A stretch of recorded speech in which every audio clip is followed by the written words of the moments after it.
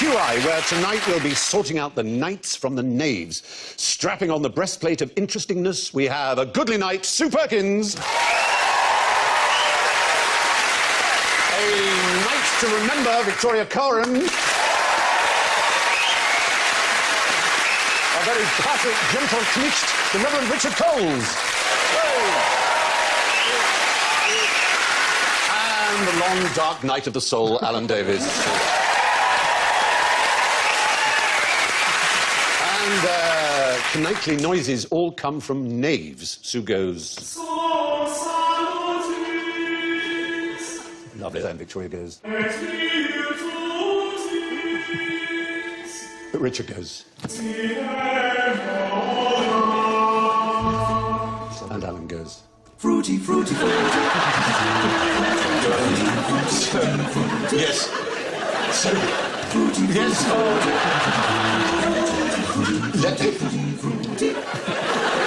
You have been warned. Let's head straight to the lists. Why was the Black Prince so called? Richard. Well, if my Ladybird Book of Princes is to be trusted, it's because he had black armour. So one occasion where the inestimable Ladybird series has let you down. There is Is it like Reservoir Dogs, where basically they weren't allowed to use their first names, and they got a sign up saying, you're the Black Knight, you're the White Knight, you're the Orange Knight, you're the Pink Knight. Why do I have to be the Pink Knight? I don't want to. You might as well be. Fruity. Yes. Was he black? Well, oddly enough, his mother was perhaps of Moorish descent. Oh. Philippa of Hainault, which is a tube line, isn't it? Hainault is very near where I grew up. Oh, there you are. Like, Hainault. Anal. Do you like anal? Hainault was steady. Is anal good? What happened? I don't know. Did something happen there? I'll find, at the end of every tube line, you do get a good... I think it falls to me to rescue this stuff. Yes, I think you should. Yes, Did you know that the oldest British door comes from Hainault? No. Well, it's in Westminster Abbey. It's a door which connects a cloister to the Abbey, and the canons of Westminster live behind it. And they dated their door, and they found that the wood it was made from was growing in Hainault in the 10th century. Wow. Are you proud? I am very proud of the door. The sign painter's getting busy right now, going home of the oldest door. It's a reason to get off at Hainault, finally. Yeah. It's the wood that grew there 1,000 years ago. Yeah. Well, Philippa of Hainault was perhaps of Moorish descent, so that may be the reason he was called the Black Prince. We just don't know. I'm wondering, do you think the Black Prince might have been called the Black Prince because his sins were as black as pitch? Yes. I mean, although he was known as the master of chivalry, he almost destroyed the entire population of Limoges and Caen. Yeah. He doesn't look like he's capable of No, it. he doesn't. I know a fact about the Black Prince. Well, I don't know if it's definitely a fact, but this is something my husband told me. David Mitchell told you something and you believe it. You know those sort of early dates when you're just talking about, you know, whether you were happy at school and heraldry? Oh, I thought you meant 30 years. Is this true that, wait now, he stole something off a corpse? I remember the romance of the moment. You're not the thinking exact fact. of Ichtine. Yes, Ichtine, which the Prince of King- Wales Prince of wears Bohemia, now, yeah. that was King- stolen by the Black Prince off a corpse on a battlefield. Yeah, that's right. And it was the feathers as well, the 3 feathers that are the symbol of the Prince of Wales. And it was the King of Bohemia. And he had a very serious disability, but he still rode into battle. He was blind. OK. That would explain his appalling makeup. That was the King of Bohemia, who went into battle against him. And he defeated him and took his colours, which were the 3 Prince of Wales feathers, and the motto, I serve, Ichtine. Do you know, stealing from dead people was quite a big... Do you know St Hugh of Lincoln, the great St Hugh of Lincoln? I think we're all pretty much, up to speed on St Hugh of Lincoln. He was one of the great saints of the Middle Ages, but he was staying with some monk friends in France. Yeah. And they had the relic, the preserved arm of Mary Magdalene. And St I Hugh... thought I'd got that. Well, 25 quid I paid for that. yeah. And? But, well, he bent down to venerate it, and while he was down there, he bit off her finger. It's true, he took it back When you to say it's true, I happen to know you've written a book on rather obscure saints. I have, and, yes. And are you suggesting that everything about all of them is true? I'm suggesting that very little about that is true. The biting off the finger of Mary Magdalene is true. His friendship with a swan is doubtful, but the biting off the finger When is you say relative. friendship with a swan, are you being euphemistic about... No, his best friend was a swan. And it's depicted in one of his sort of symbolism in his portraits is that he walks around with a swan. But if you look at Lincoln Cathedral, it has a vault which is all wonky, which he built, which is said to suggest the flight of a swan's wing. Yeah. That's great if builders do something wrong. They can just say, I'm trying to evoke a swan's wing. Oh, yeah. That's right. Yeah, no, that is a symbol of me being crap at building. But, He really did bite off the finger. There was a huge trade in bitten off relics. right. You know, you weren't on the ecclesiastical map until you had a good dead bit of someone. So he was notorious for stuffing his mouth with bitten off members of one kind of... But that, of course, was, as I say, the leader of chivalry, and chivalry was all about jousting. So can you tell me anything about jousting? What the rules were of jousting, in the lists, as they were called? You had to... Now, there's the big, massive cotton bud, and you have to hit a shield, is it? You have to... Cotton bud, you yes. you get a point if you hit a shield or their breastplate. Absolutely right. I mean, the rules varied, but one set of rules we have is that you win the joust if you get 3 points. That's how we did it in Croydon. That's, You get 3 points, and you get a point for knocking someone straight on the breastplate so that it shatters the lance. A glancing blow doesn't count. But in the dinner show at the Excalibur Casino in Las Vegas, the winner is the last one to jump off their horse. Do they really have that? Yes, it's a brilliant show because they've got King Arthur and he fights against his long-lost son, Prince Christopher. I think the people that put the That's show not together right. don't know that there's other people in the story apart from King Arthur. They thought, well, we can't have a story. There only seems to be one person in the story, so we'll just invent Prince Christopher. Christopher? Yeah, and he wins because he gets off his horse last, and then you all have a big piece of chicken. But there's no Game of Thrones with those noises and heads coming off and blood spurting out. Well, no, heads coming up. I mean, they're real people, so... Oh, right. You can do that. There are ways of doing it. do you have to dress as a wench? You say have to. Oh, yeah, I'm not here, I'm just waiting. Yeah, they give you some plaits to put on. Some It's a bit Bavarian. This is the Excalibur English-themed casino, where Right. it's sort of Harry Potter, Robin Hood, King That is Arthur their and idea the of Queen us. are all roughly the same vintage. You can buy memorabilia How of all many of the same people shop. are sitting down for dinner at this event? Oh, 200? Oh, it's yeah, much they're like huge. this room, actually. Yeah, If this audience. Richard and I now gallop towards each other on horseback with lances, as I very much hope we will later, that's exactly what it would be like. It's just the people who have buckets of chicken. Don't they get a bit... I mean, getting a horse into a casino is a fairly elaborate thing, isn't it? It's not true. It's like white tigers. They have Siegfried and Roy with their white tigers. They do. I mean, they don't really have Siegfried and Roy anymore. No, they got... They did, didn't they? There was a terrible mauling. Yes. And actually, I really respected Siegfried and Roy a lot more after that, because for years people thought they were all cheesy and mainstream, and then one of them had his head bitten off by a tiger. It showed that every night they were actually taking a risk. They really were. The vicar of Stiffgate, he Yeah. was bitten by a He lion. was, Yes. Roger something or other. Harold Davidson, I Harold. think it was, yeah. You're right. He was in the 30s, I think. He was the vicar of Stiffgate, but he used to try and reform prostitutes in a very, what we'd say, a hands-on ministry kind of... That's what a prostitute needs, really. Just a bit more prostituting. With a goodly hand. He was tireless in his dedication to his flock, and rather got in a soup. And he ended up, I'm not kidding, he ended up as a lion tamer. I think it was Skegness. It went horribly wrong, and he was bitten by his lion. Yep. And that was the end of the vicar of He was a- Stiffgate. Are you sure you're not accidentally recounting the plot of a limerick? Anyway, so there we are. Now, what is the first rule of nightclub? Oh, the first rule of nightclub. Well, you don't talk about nightclub.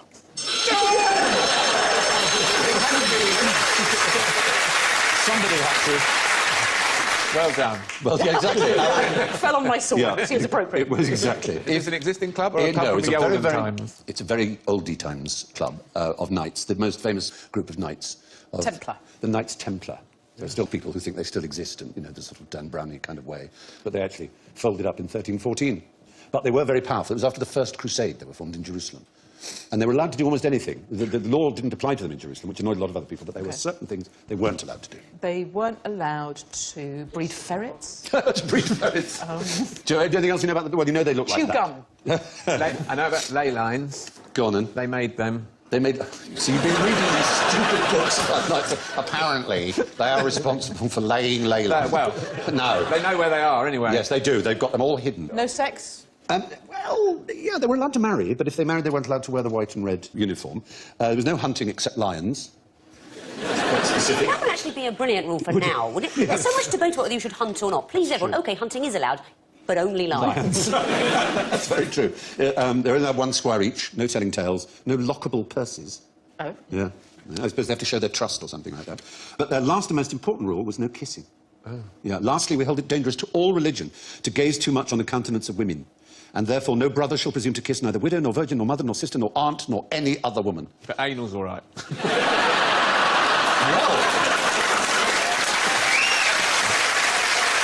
It's very funny you should say that. Because one of the reasons they were closed down is there was a charge against Too much them. buggery. Yeah.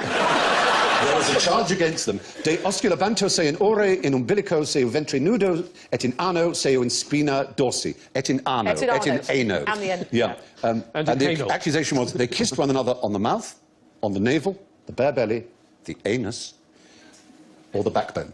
Well, they were thorough. They were... ley line, you don't want to leave any stone unturned. There might be one coming out of his arse. Yeah. I'll have a look. But that is... Right, that's enough. That's enough, Templars. Did you know that the Temple Church in London, which was founded by the Knights Templar, and there are still some Knights Templar lying around, there's a unique ones. title for, Yeah. if you're the priest in charge there, you're the Reverend and Valiant Master of the Temple. Oh, that's... It sounds like something from a The Star Reverend Wars and movie. Valiant. The yeah. Reverend and Valiant Master of the Temple. Young. In that picture, is he going, show me on the cross where he kissed you?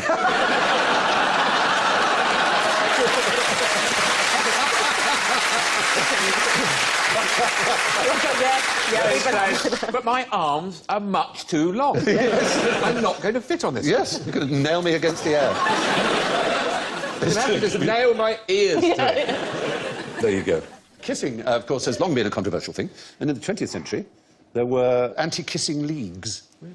And what do you think they objected to? There you are. Transmission of disease? Yes, you're right. It was a hygiene issue.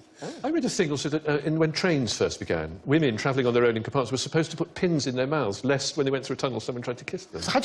Oh, it's hilarious. So nail gun their mouth Yes, shut. Mouth full of pins. No, with the pin facing outwards, so someone just went, "Oh, I have to." It was a rude surprise.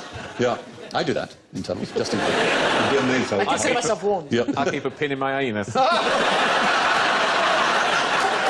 Oh, dear. In case there are any Knights Templar. Templar just happened to be around the place. Oh, you bad person. OK, moving on. What makes you think this knight is a total bastard? Oh, he looks like a mean. His hat. Oh, Not his hat. Richard? he's got a diagonal white stripe across his lions, which means he's been naughty. No, he hasn't been naughty at all. Is he, is he legitimate? Has his father His been naughty? father's been naughty. It's what's known as the bend sinister. Oh, we've all had Ben Sinister. It starts at the bottom left and goes up to the top right, which can indicate you are a bastard. And in his case, there's more information just on that simple coat of arms. The three lions. No, he's the bastard son of West Wayne Rooney. Yeah. Something told me again today. It's the red significance. It's the royal family. It's a royal coat of arms. So he's a royal bastard. So he's Yeah. a Fitzjohn or something. Fitzroy. Fitzroy. Fitzroy. His name would be Fitzroy. Yeah. Fitz is the son of, and Roy is king. And the one particular king had 5 Fitzroys from his mistress. Who would that be? Hang Who on, was the George, lady? one of the Georges? No, go back a bit. Rewind. Henry Charles VIII. II. Charles II. Henry yeah. VII. No, Charles II. Charles we got II. that. We got that without you. Charles II. That's in Kings. Very good. She was called Barbara Palmer, and she bore him 5. Babs. 5 Babs Palmer. She would have been a bad though. Queen I expect, Babs. Yeah. You fixed me up again. Fixed me up. And we have a Henry. Because it pans out, if the one with the stripe then marries and has a legitimate son, then Ah. they take the stripe away. That would be very good. No, I think you keep it, I think, in your coat of arms. And in fact, there are certain things which indicate something very extraordinary about your shield. What do you think they are? OK. They have a particular meaning. Yeah. Is it visible panty line? It's terrible. It really, they get terrible BPL. It's not visible, Ben. It's the colours, actually, are indicative of Status? sin, of a mistake, an error. They're known as abatements, also as stains, as in a stain on the family name, or a stain on the escutcheon. So, what can stain You've got to be be? very serious. It's going on your coat of I arms. know. Well, the first is called the Point Champagne Tenay, and it's for killing a prisoner who has demanded quarter or mercy, which is really ungentlemanly. Yeah. Then how would anybody know that you'd done that? Well, I suppose you'd have to have a witness. It's Well, a very they good would point. have to That's have true of any something on their crime. own shield, wouldn't they? Witnessing someone killing someone who's asked for quarter, you've got to have That's true, something on the shield. and not intervening. And not intervening. Yeah, you're right. And but how would you know that they'd done that unless somebody Taking a someone asked for quarter and not intervened? And they definitely need something on the shield. Yeah, well, they'd get whistleblower. They'd have a massive whistle. They'd say, you grass me up. And then your shield would just be full of stuff. shield within a shield within Yeah. a... Well, you don't clean the toilet properly. Well, you've got a toilet brush. You don't do it. You get one of those. I mean, it's That's right. It's a bit like points on a driving licence, isn't It it? is. Absolutely There's right. points on the shield for... Yeah, exactly. And the next one here, which we'll have a look at, Needs dusting. this is called the Delft Tenay, and that's for issuing a challenge and then bottling out. Coward. Yeah. It's a big old Coward. yellow smudge on Exactly. Very much a smudge on the coat of arms. And then we have a gusset sanguine sinister. that. Gusset sanguine. Yeah. On a night, really? Yeah. Absurd, isn't it? There's no reason for you to sanguine. get. So Well, the a sanguine is the bloody- colour, it's blood colour. Okay, It's for gusset. being drunk. And you have a gusset sanguine dexter. Which on the right. is That's, being... stone. Being an Yeah. adulterer. So there you are. Now we have one that you have to guess. So tell me what this is. you're a drunken adulterer. There you are, you see? Points for listening. Yeah. So that's the whole world of heraldry. It's sort of a nicer design for the drunken It is, adulterer. isn't it? I feel like it's too rewarding. Is it two gussets or a wine glass? Well, that's the choice facing Yes, the drunken adulterer. exactly. I mean, every Saturday. Yeah, they knew what they were doing. Did you know that if you're a clergyman, you can't have a helmet on your coat of arms? Oh, thank God. You can't have a helmet because you can't be a chaplain you or something. can't do anything which is... Did you know that if you're a clergyman, if you go to a black tie do, you can't have a stripe down your trousers? No. Because it's a military insignia, and you can't have that. And you can't have a helmet because it's a martial sign. So you have to have this sort of... It's a lovely sort of... remember Bill and Ben? It's a hat like that. It's called a galero. And it's fabulous. black if you're a priest and red if you're a cardinal. And if you're the Pope, you get a pointy one with 3 tiaras. Quite a Want to be better ball. Pope now. I think you'd look good in that. You've got to have it. That is- Besides this. There are people you apply to, and they decide. Isn't it the College of Arms? Yeah. And you have to pay. Yeah, but how do you become one of the people who decide? How do you become a herald? If you go to Garter Day at Windsor Castle, they turn out for that.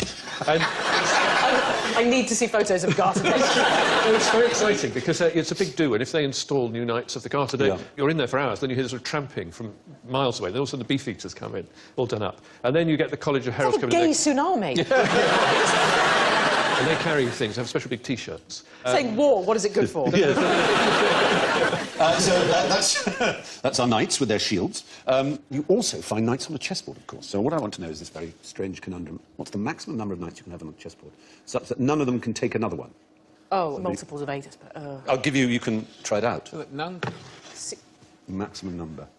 What you have to do is understand what a knight's move is. Stephen, I don't understand the question. It's the maximum... it's the maximum number of knights you would have on a chessboard, such that none can take the other.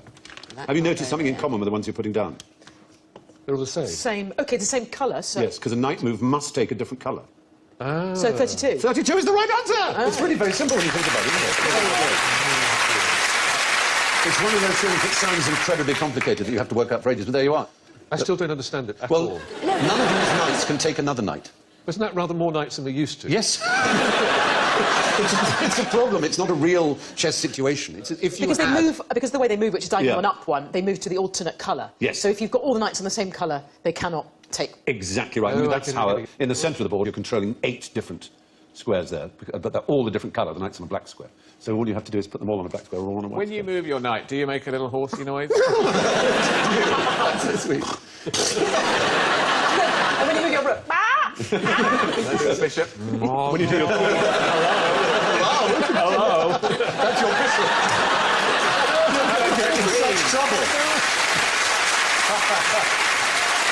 You're in trouble from both sides. Oh, you are awful. Yes. You're getting in trouble from both sides, I'd there, say, Richard. if the Bishop of Peterborough is watching this evening, you'll have my resignation on your desk. He confirmed me, not the present one. Oh, which one? I don't... God knows. Was it Bishop Fever, the rudest bishop in the Church of England? Could have been. He just gave me a piece of the host and moved on to the off you next went. line. Yeah. He gave you a piece of the host? Yes. What the hell kind of party was it? That's what we call the bread and wine, as well you know.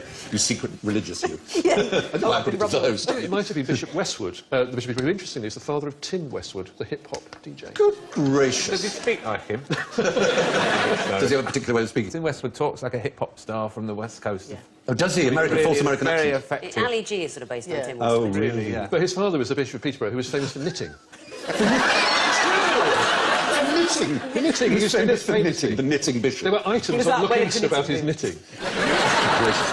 Isn't there a version of chess for kind of chess heads called fairy chess, where the pieces do more things? Oh, what a fairy wonderful- chess. I'm not making this up. I'm sure this Fairy is true. chess. That there's a versions of chess where you can call these fairy pieces, and they can do extra things. How many drugs did you take when you were hanging out with So you should just go, you're playing chess, and suddenly you go, no, we're playing fairy chess now.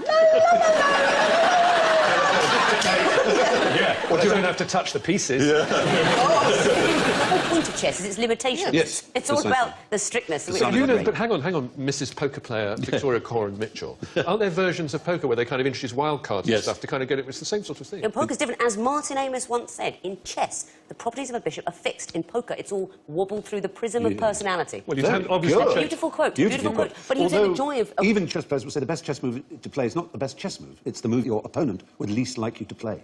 So in that sense, it's very like poker. Anybody who played Kasparov, for example, will say that the moment he sat down at the table, you felt beaten. He was so virile, so big, he had like a, 5 o'clock shadow at 10 in the morning, and he hunched over the What ball. nobody ever tried with Kasparov was just grabbing the queen and shouting, I'm playing fairy chess. Exactly right. You can put your boards away now, children. There you go, 32, brilliantly deduced by so brilliant Perkins. Kasparov wouldn't have liked it if he'd gone every time. He'd liked it even less if he did it when he moved his. That would have been a brilliant strategy. Every Brilliant. time he moved his What knight, if it was... we're back in the stable. If it was fairy chess, it could go, nay! Bishop. Victoria, what was that line, that Martin English line again? That's beautiful. In chess, the properties and powers of a bishop are fixed. In poker, it's wobbled through the prism of personality. But do you know when he said that, Stephen? It was after a poker game that you and I and he Yes, all I remember played. in Wales. Many With the years then ago. unknown Ricky Gervais. Ricky Gervais, who was Made knocked rubber. out, got up, said, what am I supposed to do now? And you said, there's a shotgun in the drawer.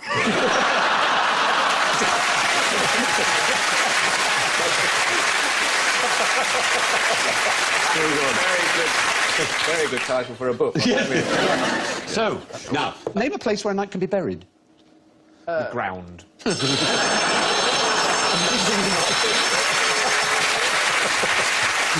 You must be astonished to know that isn't true. They have to be buried above the ground. No, I'm saying that they can be buried, but where can they be buried? In a tomb. A vault? A hole. A pyramid? A pyramid. The fact is the moment you are dead, you are no longer a knight. You're not a knight Oh, anymore. yeah, because everyone was shouting about how About Jimmy Jimmy Savile should have his Savile, knighthood exactly. taken away, but they'd have had to give it back to him in Exactly. order to take it You're away. no longer a member of the order the moment you die. So the moment you die, you're not a knight. So you can't bury a knight anywhere. Unless you're very mean and bury them alive. Do you know who has the record for turning down the most knighthoods? No. It's L.S. Lowry. He turned down more honours than anybody else. Good Lord. Yeah. Mr. Pinman, Mr. Stick Drawer. Matchstick man. Matchstick, Yeah, yeah. yeah. Alan Bennett certainly turned one down. And who else do we know? The art, isn't it, is turning not- one down so everybody knows. So everybody knows without you being the one who tells them, which I refuse I'd to do. turn one down. Yeah. We all, that's a very I haven't poorly quite kept grasped secret. this, Alan. So anal deficits. Oh, Listen, I'll talk about it. If you're a clergyman and Yes. you're knighted, you can't call yourself sir. whoa. Unless you are knighted before you're ordained, and then you can be the Reverend Sir or Lady. This What thing about you swizz. can't be, because it's a Yeah. chivalric order, you can't be... It's military in the end. Exactly, You're a so you knight. can't do that if you're a vicar. You can't bear arms. You can bare Just a legs can of though, mace. can't you? Yeah. So, there are no dead knights, only dead former knights. Which knight's luggage included cannabis, bladders, shark intestines, strychnine, chili pepper, cocaine, heroin, and Kendal mint cake? Yes, Sue Perkins. I'd say to get him through Eurovision, Terry Wogan.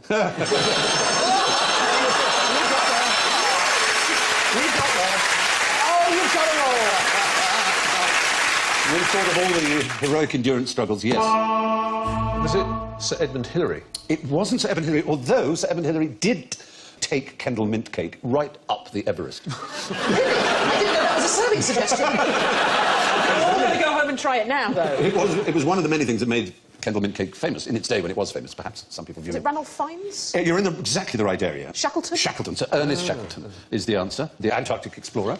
It's him in the darker polar neck. Really fun job, isn't Yeah. it? Oh, the endurance, I mean, was astonishing. They but all look One of like the right- Captain Birdseye. they don't look happy. Right, actually can't open his eyes anymore. Oh, Oh, didn't it? It's true that you used to take strychnine as a tonic. yes, that's right.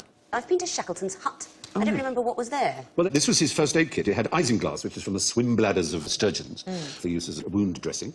Tonics of iron and strychnine, completely correct, Richard, and iron and arsenic, which the wrong doses of either could cause a horrible lingering death, so you had to get that right. A colic treatment based on cannabis and chili pepper. Ginger carminative, an anti-flatulence preparation. Cocaine solution, which was, in fact, as eye drops for what problem? Well, tired eyes, it would certainly poke them up. It's actually snow blindness. Used with chalk and opium against our like kaolin and morphine. Yeah. And Kendal mint cake. Have you ever had Kendal mint cake? Yeah. Yeah, it's lovely. I find it quite plain. I would have taken a crunchy. Nice to see that picture, because it explains what that man gave me at Schiphol Airport. It's a simple mint cake. If you go to Shackleton's hut, you're followed all the way there by a New Zealand official, and if you eat anything at all, like a packet of crisps, he walks looking around you to make sure you haven't dropped any crumbs. I should hope so. And is it worth a visit? Where is Shackleton's hut? Is it? It's not. It's on Antarctica. It's It's actually down in. You've been Yes, there. it's Where did you go there? How exciting! 10 or 15 years ago, but it was Very exciting opportunity to see somewhere I would never normally go. And was this from New Zealand? Yeah, from New Zealand. You go up from Christchurch. I went to an exhibition about Scott in Christchurch. Yeah. And they talk about what Amundsen took, and a completely different plan. Yes. Where Scott's plan was to go with ponies and horses and things. Amundsen was from Norway, and they just went with dogs. 55 dogs, I think they had. Yeah. I mean, they were really much better at it. Dogs can go very far. Have you ever been dog I have been. I have in Wyoming. It was one of the most thrilling things I've ever done. Well, do you know, a friend of mine did that. And she said that the thing is that the dogs can't stop when nature calls, and that you get pelted. Yeah, you do. Pelted with droppings. I see You snow. go along and you come back Droppings and is you're too being pedal dashed by huskies. It's basically husky cack, liquid husky cack, Coming out. flying. What Amundsen's dogs didn't know was that they would be Eaten. eaten by the men and by the other dogs. Is that what happened? Yeah, it was very carefully worked out, very precisely. You can't carry all that dog food. You can't feed all those dogs all the way there and all the way back. So This is the programme that Paul O'Grady must never make. For the death of dogs. Tracy. I think it was a bit unkind of Amundsen to put nul point under the flag. Now, just Knaves. What's the best way to stop your car from being stolen? Never park it, just drive it around and around. Yeah. What you've cunningly done is avoid the obvious trap of saying have a car alarm, because it seems that car alarms are worse than useless. In fact, we know that instinctively, don't we? Because you ignore them. You ignore them, Yeah. exactly. Yeah. In fact, not only that, 1% of people when asked said that they would actually call the police if they had a car alarm, and 60% said that they would call up to complain about it. They would actually make a phone call, but not to say that someone's car was being stolen, but just to say what a bloody nuisance it was. So if that's the worst thing to do, then what's the best thing to do? Well, put in an old-fashioned lock. Or have a rubbish car. Or have a terrible car. I've got a terrible car with loads of graffiti on it. Yeah. Someone drew a penis on the front bonnet. A friend of mine who's married to a vicar, she came out one morning and found someone who'd written monk whore on the Extraordinary. monk whore. And now on BBC One, Monk Hall. Robson Green. Is monk hall. Did you know that actually car thieving is almost never a female occupation? That's like a challenge. Yeah. Tonight, the pair of us. Yes, I'm sure you know who that is, but... That's Bonnie. Bonnie, as in Bonnie and Clyde, yes. But apparently the confraternity of car thieves don't think women should be allowed... So if a woman steals a car, they can't sell it on. They go, no, I'm not having that. I'm not having it off you, you don't know what it's about. So what you're saying is there's very little divide between car thieves and car salesmen. Of a similar It's a view. sexist bastion. I saw this brilliant documentary about crime, and they interviewed these two young car criminals who were in jail, and they talked about what pride they took in their work, and one of them turned to the camera and said, some car criminals unfortunately give the rest of us a bad name. Bit of pride in his work. Now, explain the effect of Stockholm Syndrome. Oh, wasn't that when you identify... Because you identify, if you're a victim of kidnap, you identify with your kidnappers and you sort of become weird friends. Yeah, I mean, that is what they say. From the Patty Hearst kidnapping, is that where it started? Well, it was no, because she was nothing to do with Stockholm. There was a 73 kidnapping in Stockholm, after which it was named. That's the Stockholm Four. And they defended the robbers after the event and so on. So Because they become so inured to the... that's system right. of- And the most famous one, as you rightly say, was the heiress of William Randolph Hearst, Patty Hearst, who was kidnapped by a strange group called the Symbionese Liberation Army. Unusually for a clergyman of the Church of England, I've had dinner with Patty Hearst. You have? Have you? How was she? She's back to normal? Completely charming. I didn't know who she was until someone said who she was. By the time they had coffee, she wanted to be a vicar. She'd sort of become a kind of bohemian socialite in Los Angeles in the 1980s when I used to go to the previous incarnation. And I met her When you one- were a rock star, a rock god. You. Yeah. And I met her there. Those sort of dinners that you would go to where everyone would be weirdly famous and have no other reason to Yeah. be there at all. So you'd have Patty Hearst and, I don't know, Nancy Andy Reagan. Warhol and Eddie the Eagle, you know. Oh, that's a dinner you'd want to go to. No, definitely, definitely. But the fact is, it seems to be an aberration. It's very rare. Most people, when they're kidnapped, have nothing but feelings of complete hostility towards their captors, as you would expect. I would feel as a clergyman sort of bound to sort Are of... you a clergyman? I would sort of feel obliged to kind of be nice to them. and Oh, well, sort of you would, wouldn't you? establish some rapport. I of do some kind. understand your point. Exactly. Yes. I think your case is good in parts. So, there was a famous figure in history, one of the most famous in history, who did certainly not have Stockholm Syndrome, who was kidnapped by pirates, and... Johnny Depp. No, this is a great figure in history. He was kidnapped by pirates, was held hostage, and the ransom was Give us a paid. clue. What sort of era? He then pursued them with a small fleet, or a number of boats, a flotilla. Francis Drake. No, and Cook, Raleigh, Cook. Nelson. had them all crucified. Oh, A Oh, Roman. it's Julius Caesar. Julius Caesar is the right answer. Yeah. And the thing is, he'd told them while he was held hostage, when I get out here, I would come back and I would crucify you. And they apparently thought it was a joke. Who's laughing? They didn't know their Caesar. So, one How tough do you cookie. crucify someone if they've got hooks for hands. They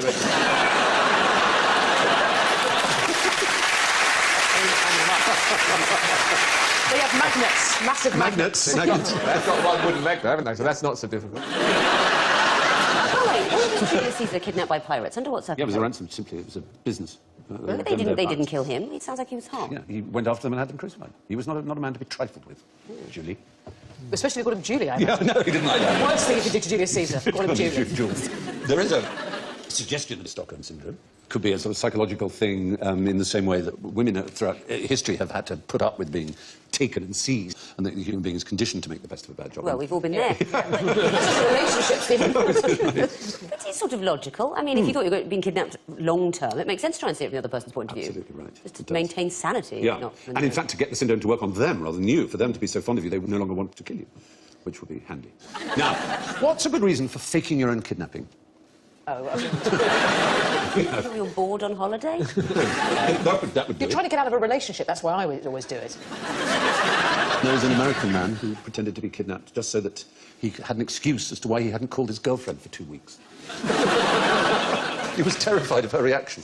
And the police realised it because he had duct tape around his wrists, but the spool of it was still connected. Oh, terrible. Your teeth Could are imagine so the girlfriend fibrous. saying you could still have texted. Exactly. You could have done. There was Jennifer Wilbanks of Duluth, who faked a kidnapping to get out of attending her own wedding. But the weirdest case, the 2008 case, was another Spaniard, Josefa Sanchez Vargas, who convinced her husband to pay more than £500,000 to secure the release of their children. It's a faked kidnapping, which you say, well, that's you expect that. Except she did that 6 times over 5 years. He didn't twig. Every time she needed a new hat. Some people get kidnapped just for the thrill of it. Can you imagine why that? So they pay for kidnappers to kidnap Yeah. them so they can experience the visceral thrill of, Yeah. being in a car boot with a load of duct tape running around. Absolutely that. People are weird. BBC does it too. If you're going into a hostile zone, you have hostile zone training where you're driving a Land Rover and chaps come out with ski masks and put bags over your head and bundle you into the back of a... Or was that... Oh, this is for BBC reporters. I was just thinking, why sort of presenting good Peter? Sort of hostile zone is in people who aren't very nice to you. Sounds like a Top Gear sex park. I mean, it's like... Clarkson gets his kicks of a weekend. One of those funny phrases, isn't it? When you put in the back of a van, you're always bundled. Bundle, it's the only word. Bundle into it. You get bundled onto a bus. Anyway, yes, there's a French company that for €900 gives you your basic kidnapping, which is being shoved into a car boot and held up, blindfolded and things like that. And then for a little extra money, you can have helicopter chases and really quite sort of sexy stuff. And then they'll cut your ear off and send it to your mum. Yes. So, now it's time for me to hold you all hostage. There's no escape from general ignorance. Fingers on the buzzers, please. How long should you wait before reporting a missing person to the police? Yes. Well, certainly until they're missing. Very Out good. of sight. Yeah. When they've left the Turn the room. corner. Yeah. When's it too soon? Just going to make a cup of tea. Right, I'm really... 24 hours? I don't think you should wait at all if you're convinced someone's Absolutely right. missing. If you take your child into a supermarket, you'd be 20 minutes, wouldn't it? I mean, you 20 know that they're seconds. gone. 20 Yeah. seconds, really. You just check they're not there. I'm going to wait 24 hours. Go home tomorrow. Well, I don't know where she is. But I'm going to wait till tomorrow.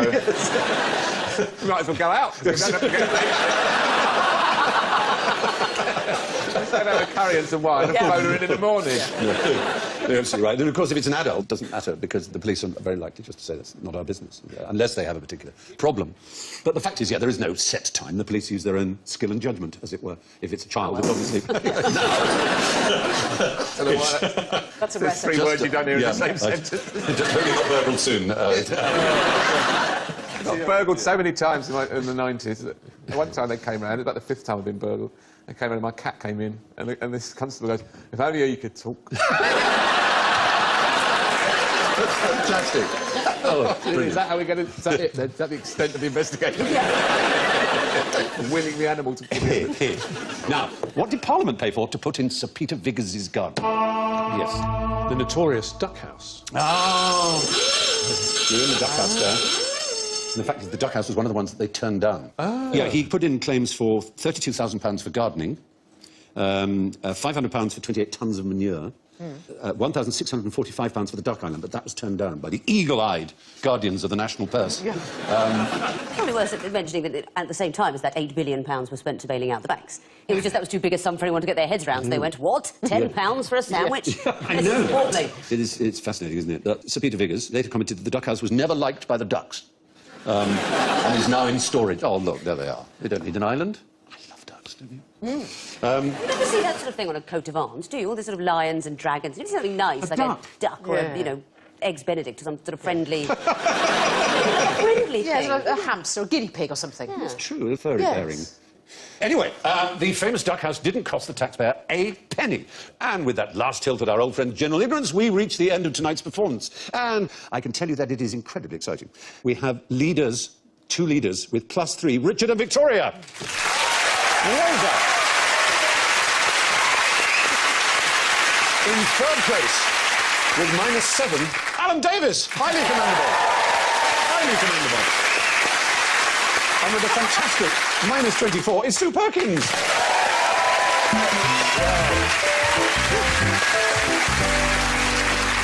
And it only remains for me to thank my families, Victoria, Sue, Richard and Alan. Thank you and good night.